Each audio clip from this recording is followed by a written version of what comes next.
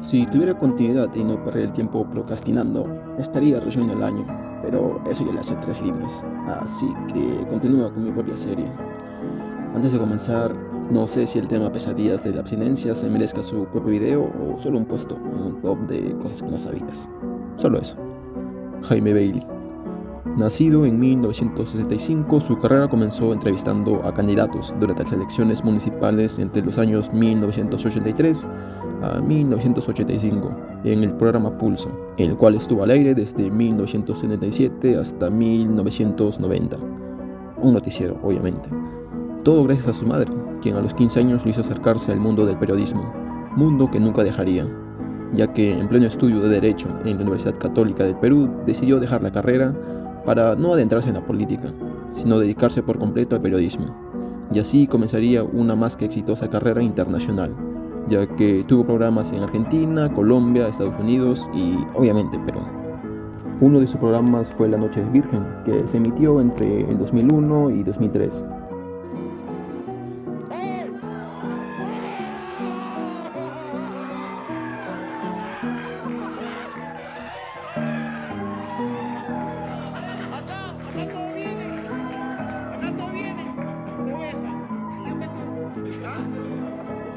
Yo no soy de fierro, compadre, también soy de carne y hueso. Música, maestro, por favor. ¿Cerramos los ojos? Sí. Este es regalo de Me Nancy. vayas a hipnotizar, por favor. No, por favor.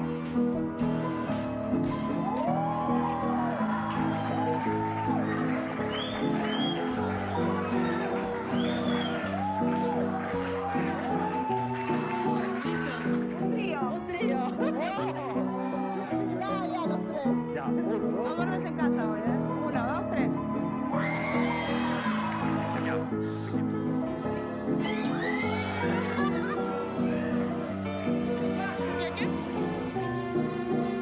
Gracias, Mónica. De nada, Jaime.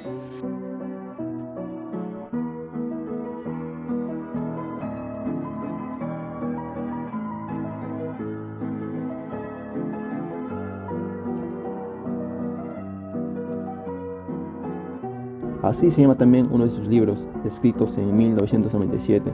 No más diré que los derechos del programa fueron adquiridos por Telemundo y Miami TC Televisión al poco tiempo de su emisión. Y a eso hay que agregarle que pido que se levanten de sus asientos ante el sexólogo Marco Aurelio de Negri, con quien tuvo una entrevista, y una entrevista que quizá todo hombre debe escuchar alguna vez en su vida. El tamaño del órgano sexual masculino del pene tendría algo que ver con la satisfacción o el goce que le procura a una mujer. Esto es verdad, o sea, si un hombre la tiene más grande, está mejor, digamos, acondicionado para darle placer a una mujer. Bueno, este es un tema acerca del cual yo siempre he manifestado que deben hablar con las mujeres. Porque cuando hablan los hombres, el testimonio de ellos puede ser pues, sospechoso, porque hay un orgullo pánico, y entonces, no, mejor que hablen ellas, ¿no? Y cuando yo he propuesto esto, y yo me he ocupado más de una vez de esto, desgraciadamente fácilmente no hablan, ¿no? Algunas dicen, por ejemplo, que para ellas es más importante el grosor, no tanto la longitud, ¿no? Pero en general hay una inhibición, hay una inhibición. Sí. Sobre Matt, abreviatura de Marco Aurelio de Negri, tenía un programa propio, pero ya hablaremos de él en su turno. Ya para el 2002 tuvo entrevistas con personajes internacionales, entre ellos estuvieron los Hombres G, Charly García. Sé que lo entrevistó, pero no sé en cuál programa. En paralelo, debido a lo agitado que estaba la política en el Perú, entre los años 2000 y 2001, aparecería el programa El Francotirador. Tuvo distintos invitados, enfocados en su principio a entrevistar candidatos para las elecciones del 2002. Y en el programa se mostraba como alguien bastante irreverente y con una agilidad verbal impresionante, así también como alguien que usaba la provocación para lograr sacar de sus entrevistados lo que quería saber, aunque estos rasgos no contrastan con la actitud de tímido que decía tener. No creo que sea una sorpresa para aquellos que hayan oído su nombre mencionar su bisexualidad, ya de ahí entrar a detalles como que sobra. Sobre su amistad con Diego Berti, hubo algo entre ambos, pero debido a sus formas de vivir, ya que ambos lo hacían en extremos diferentes, uno queriendo mantener el secreto y el otro escribiendo sobre ellos en uno de sus libros. Esta relación ocurrió en una época donde hablar de orientación sexual era un extraño, peor aún en personajes públicos. Sobre Diego Berti, fue un cantante y actor, mayormente conocido, creo yo, por El fondo del sitio y De vuelta al barrio, fallecido en el 2022. Volviendo a Jaime, el francotirador tuvo una duración de 9 años, terminando en el 2010. Si tienes oportunidad de buscar una entrevista, hazlo, no hay pierde. Marta Hillebrand criticó de forma directa a quienes entrevistaban, ya que recordemos que al principio del programa estaba orientado a temas políticos, luego pasaron a actores, cantantes, personajes públicos del momento o a temas superfluos. Ya me imagino qué dirías de los programas que hay en la actualidad. Jaime Bailey tiene algo de 35 libros. Me puse a copiar y pegar los títulos, pero me cansé al tercer libro. El único que tengo en mi estante es El canalla sentimental. Ahí lo tengo, por terminar de leer. Entre los reconocimientos que tiene están el Premio Arzobispo Juan de San Clemente de 1996, que le fue entregado en Santiago de Compostela por los últimos días de la prensa, el Premio Herralde de 1997 por La noche es virgen, y el haber sido finalista del Premio Planeta 2005 con Y de repente un ángel. Sobre su parodia en los sketches, se lo pone como un acosador en plena ovulación hacia el alguna vez rostro más bello del mundo, o era solo en América, Christian Meyer, actor, cantante y ex integrante de Arena Hash. Fue uno de los rostros más populares de la televisión peruana desde los años 90. Protagonizó telenovelas exitosas en Perú y luego se consolidó con una carrera internacional en México, Colombia y Estados Unidos, convirtiéndose en uno de los actores peruanos con mayor proyección fuera del país. Volviendo a Bailey, obviamente su parodia era una exageración de su bisexualidad. Las entrevistas que llegó a dar también fueron parodiadas con el toque irreverente que solo JB y Carlos Álvarez nos dieron por casi una década. Este memorable personaje también se embarró en la política, pero de una forma que nunca terminó por concretarse, aunque sí llegó a tener cierto nivel de popularidad entre los peruanos. Se hace burla constante a algo que sí pasaba, y era que el francotirador empezaba a las 11 de la noche. Después de ese programa debería empezar El especialista. Varias veces Jaime solía pasarse del horario que le correspondía, mientras que al conductor, Philip Butters, solo le tocaba esperar para hablar de deporte. Y un entre paréntesis sobre Philip, aquel al que lincharon en Puno por terruquear a la gente que hizo protestas durante el inicio del gobierno de Dina Boluarte, y aún así quiso postular para presidente, aunque el último que supe es que renunció, o le hicieron renunciar, no estoy seguro, y fue parodiado por el gordo Casareto. Jaime Bailey se ha recordado por darle nuevos aires y más picardía a la televisión peruana, y así, entre sarcasmo y provocación, terminaban las madrugadas de la televisión peruana.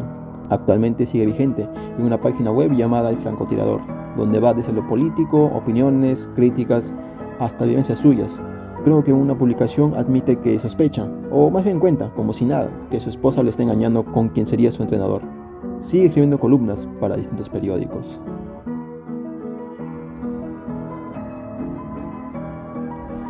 Denuncias de estafa del programa estatal Mi Vivienda y Techo Propio. La diferencia entre el sueldo mínimo que recibió un peruano entre los años 2000 a la actualidad es de 720 soles, siendo el sueldo mínimo en los 2000 410 soles y 1130 en la actualidad.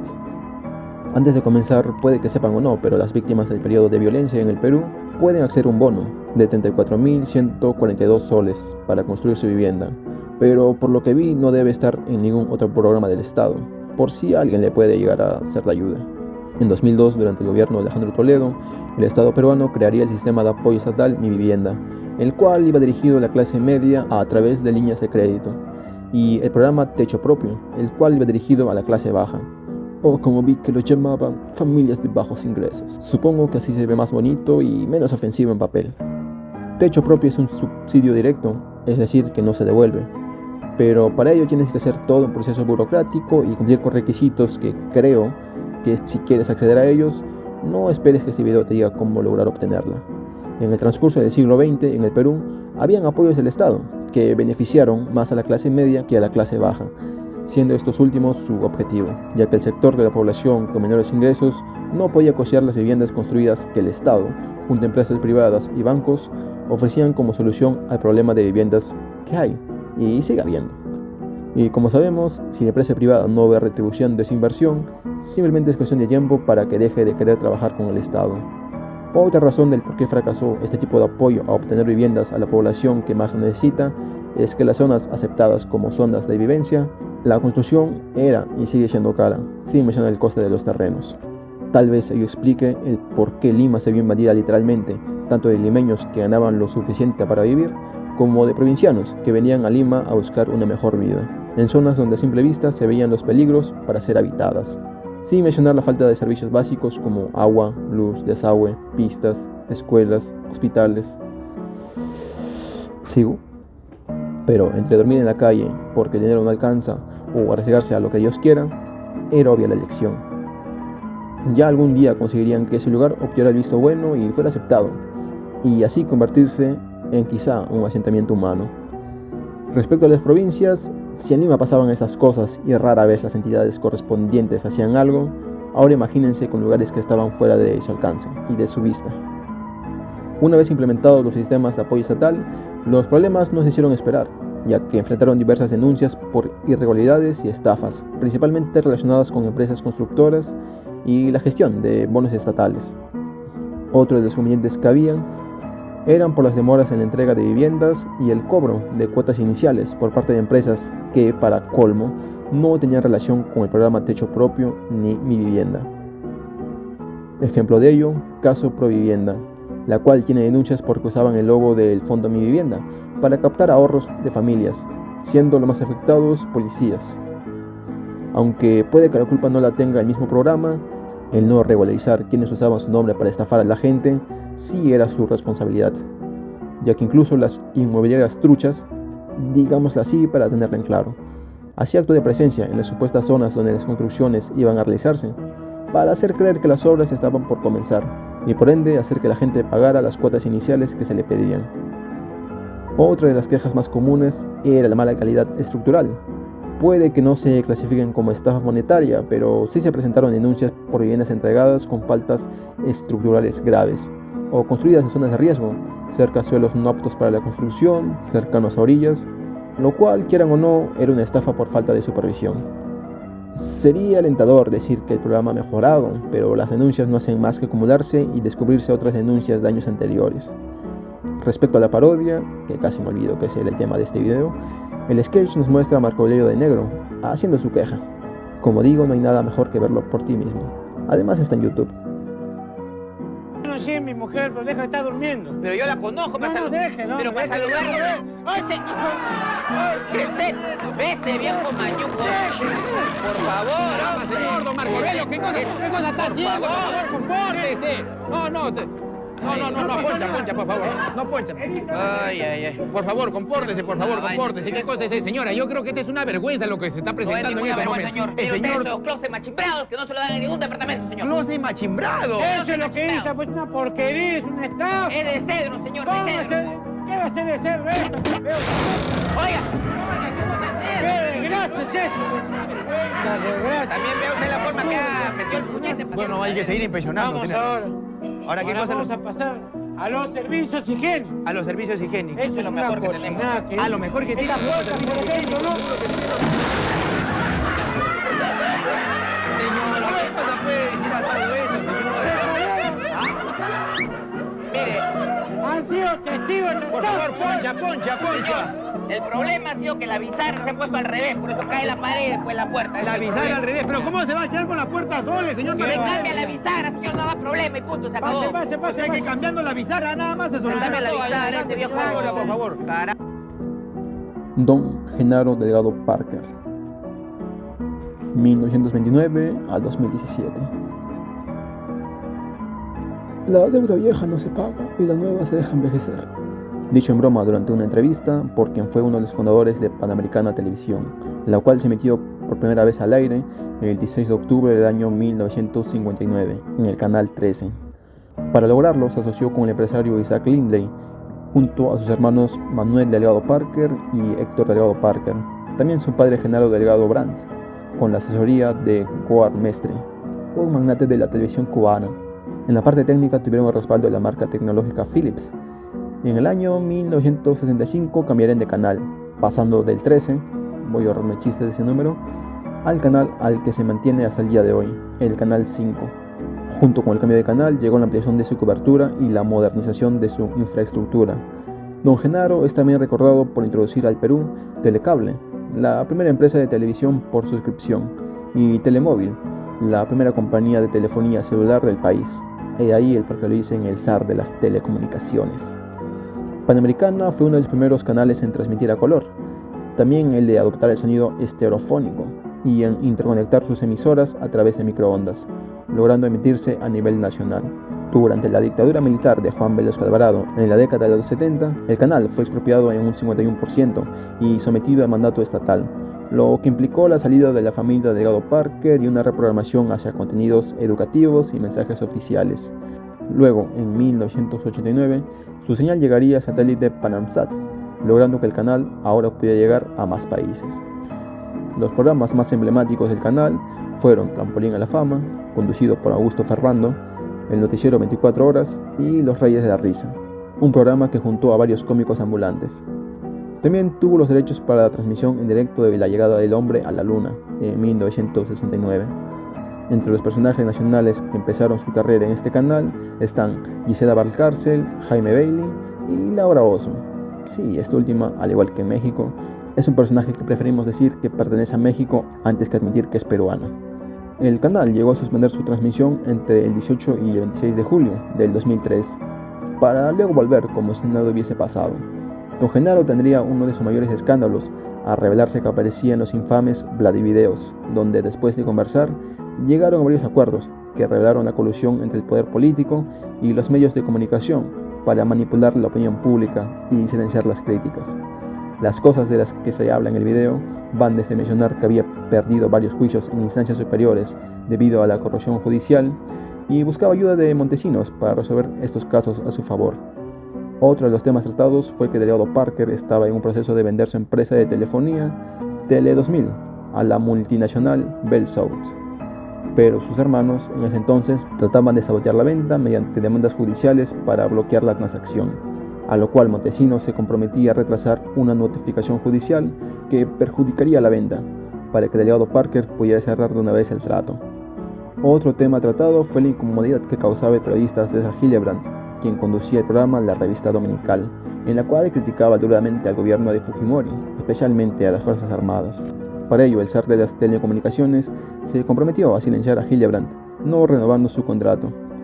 Otra de las cosas que haría sería apoyar al gobierno en sus futuros proyectos mediáticos y, obviamente, mantener absoluta reserva sobre aquella reunión. También es recordado por mantener deudas con sus trabajadores de Panamericana, a quienes les debía meses de trabajo y otros beneficios laborales.